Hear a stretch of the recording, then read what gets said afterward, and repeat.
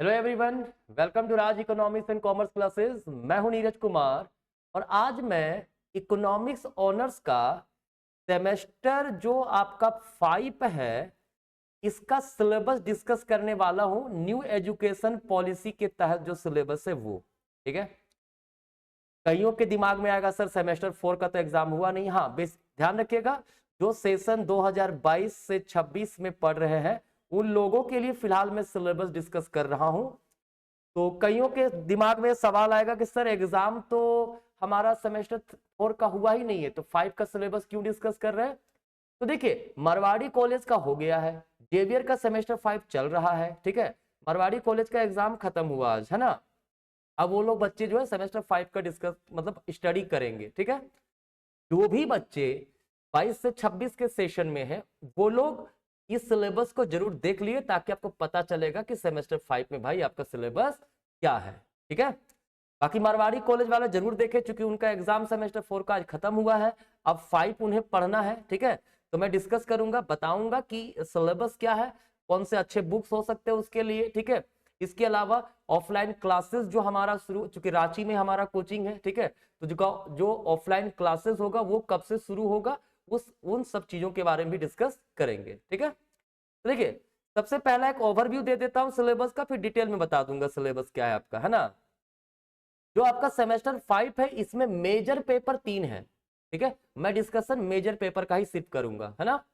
Major paper जो आपका 9 है, मतलब जो पहला मेजर पेपर सेमेस्टर 5 में है जिसको MJ9 बोलेंगे, है ना, वो है आपका स्टैटिस्टिक्स थ्योरी एंड एप्लीकेशंस, है ना। ये स्टैटिस्टिक्स का पोर्शन है, मैथमेटिकल है ये हमारा, ठीक है। अब मेजर पेपर जो हमारा दूसरा है जो कि MJ10 है वो क्या है, theory of market and distribution, clear.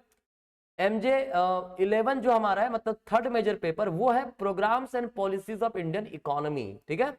बड़ा ही इंपॉर्टेंट सिलेबस है, बहुत ही आपका काम का है, ठीक है। तो भाई इसको अच्छे से जरूर आप लोग देखिए, डिटेल में समझते हैं सिलेबस क्या है।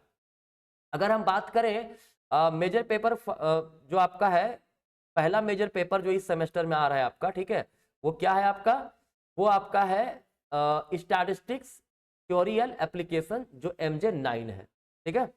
देखिए, इसमें तो सबसे पहला यूनिट में आपको पढ़ना पड़ेगा भाई इंट्रोडक्शन ऑफ स्टैटिस्टिक्स। स्टैटिस्टिक्स क्या है ना, उसके डेफिनेशन, उसके स्कोप, टाइप्स ऑफ डेटा क्या क्या होते हैं, प्राइमरी डेटा क्या है, सेकेंडरी डेटा क्या है, और प्राइमरी डेटा कलेक्ट करने का क्या तरीका है, सेकेंडरी डेटा का कलेक्शन कैसे होता है, फिर method of collection of data मतलब सेंसस क्या है भाई, सैंपलिंग क्या होता है ना।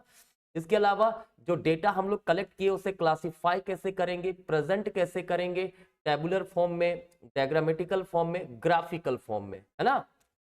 यूनिट 2 जो है वो यूनिवेरिएट है, जिसमें आपको पढ़ना होता है क्या, मेजर्स ऑफ सेंट्रल टेंडेंसी जो कि मीन है, मीडियन है, मोड है। इसमें आपको क्वार्टाइल पढ़ना है, डेसाइल पढ़ना है, परसेंटाइल पढ़ना है, ज्योमेट्रिक मीन, हार्मोनिक मीन, ये सारी चीजें। मेजर्स ऑफ डिस्पर्सन आपको पढ़ना होगा, रेंज हो गया, इंटर क्वार्टाइल रेंज हो गया, क्वार्टाइल डेविएशन हो गया, स्टैंडर्ड डेविएशन हो गया, वेरिएंस हो गया, है ना। और उसका रिलेटिव मेजर्स जो होता है जैसे कोफिशिएंट ऑफ वेरिएशन क्या होता है, लोरेंज कर्व को मैथमेटिकल कैसे सॉल्व करते, गिनी कोफिशिएंट कैसे मैथमेटिकली हम लोग निकालते हैं, ठीक है। फिर है बाइवेरिएट एनालिसिस, है ना। बाइवेरिएट एनालिसिस में क्या क्या आपका आता है, कोरिलेशन आता है जिसमें कार्ल पियर्सन और स्पीयरमैन रैंक कोरिलेशन को पढ़ना है, ठीक है। इसके बाद कोफिशिएंट ऑफ डिटरमिनेशन है ना, इसको आर स्क्वायर भी बोलते हैं, राइट। फिर रिग्रेशन एनालिसिस है जिसमें लिस्ट स्क्वायर मेथड को आपको पढ़ना है। फिर इंटरप्रिटेशन ऑफ रिग्रेशन कोफिशिएंट और रिलेशन उसका निकालना है कोरिलेशन के साथ, ठीक है। फिर आपका आता है टाइम सीरीज एनालिसिस, है ना। टाइम सीरीज और इंडेक्स नंबर, तो आपको पूरा का पूरा टाइम सीरीज पढ़ना है कि ट्रेंड लाइन क्या होता है, ट्रेंड वैल्यू क्या होता है, किसके द्वारा, लिस्ट स्क्वायर मेथड के द्वारा, प्योर मैथमेटिक्स, ठीक है। फिर है इंडेक्स नंबर, इंडेक्स नंबर क्या होता है, प्राइस इंडेक्स नंबर क्या है, क्वांटिटी इंडेक्स नंबर क्या है, उसे मेजर कैसे करते हैं, वेटेड इंडेक्स नंबर क्या है, लेस्पीरेज, पासेज, फीसर्स, मार्शल एजवर्थ, ये सब का इंडेक्स नंबर आपको पूरा का पूरा पढ़ना है, ठीक है। तो ये आपका स्टैटिस्टिक्स का पोर्शन है। देखो मैं शुरुआत से कहता आ रहा हूं, अगर आपका मेजर पेपर जो भी पेपर का आप जिनका इकोनॉमिक्स है अपना मेजर पेपर अच्छे से जरूर किया कीजिए, ठीक है, क्योंकि यूनिवर्सिटी में तो भाई थोड़ा बहुत लिख दीजिएगा तो पास तो हो ही जा रहा है बच्चा लोग, ठीक है, लेकिन कोई फायदा नहीं होगा इन फ्यूचर में, ठीक है, तो उसको अच्छे से पढ़ना बहुत जरूरी है, ठीक है, जिस भी सोर्स से पढ़िए बट पढ़िए जरूर, ठीक है। बुक इसमें अच्छा क्या है भाई, देखिए एक हमारा है सॉन्ग्स का है, वो आप बुक ले सकते हो, एससी गुप्ता का ले सकते हो, छठा नंबर जो है फंडामेंटल ऑफ स्टैटिस्टिक्स, है ना, ये दो बुक जो है ज्यादा बेटर रहेगा आपके लिए। बाकी जितने भी सजेशन बुक है आप पढ़ सकते हैं, कोई दिक्कत नहीं। मेरा पर्सनल सजेशन एससी गुप्ता लीजिए इंडियन राइटर में, फॉरेन राइटर में अगर आपको जाना है तो सोम का ले सकते हैं आप, ठीक है। वैसे सोम का तो आपको पीडीएफ में भी मिल जाएगा, गूगल कीजिएगा तो, ठीक है। अब आते हैं हम लोग मेजर पेपर नेक्स्ट जो हमारा है, जो कि MJ10 है, जो theory of market and distribution की बात करता है, ठीक है। मार्केट आपने पढ़ा होगा सेमेस्टर 1 में इंट्रोडक्टरी माइक्रो इकोनॉमिक्स, तो ये उसके आगे का एडवांस है, जिसमें आपको यूनिट 1 में पूरा का पूरा मार्केट स्ट्रक्चर पढ़ना है, जिसमें परफेक्ट और इम्परफेक्ट मार्केट क्या होता है, रेवेन्यू कर्व अलग अलग मार्केट में कैसे होते हैं, फर्म का इक्विलिब्रियम अलग अलग मार्केट में कैसा होता है, ठीक है। इसके अलावा प्राइस डिटर्मिनेशन पढ़ेंगे, परफेक्ट कंपटीशन का, मोनोपोली का, ओलिगोपोली का, और ओलिगोपोली के अंदर क्लासिकल मॉडल जो है किसका, नॉन कोल्यूसिव ओलिगोपोली का जो क्लासिकल मॉडल्स हैं उसको पढ़ना है आपको, ठीक है। फिर कोल्यूसिव मॉडल भी पढ़ना है, कार्टेल और प्राइस लीडरशिप के बारे में, ठीक है।